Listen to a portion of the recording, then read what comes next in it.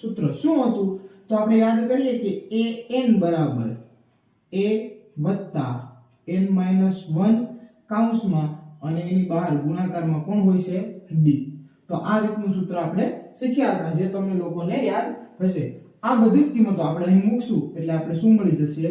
an મળી જશે. અહીં an તો n ની જગ્યાએ કેટલા? 8.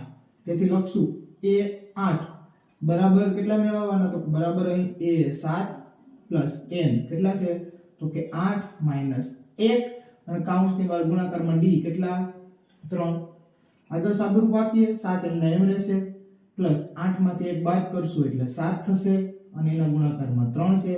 તો 7 પ્લસ 7 તેરી 21, તો 7 અને 21 નો સરવાળો કરશો એટલે કેટલા આવી જશે? 28. તો a8 બરાબર એટલે કે એ n નું પદ જે મેળવવાનું હતું એ આપણે કેટલા મળી જશે?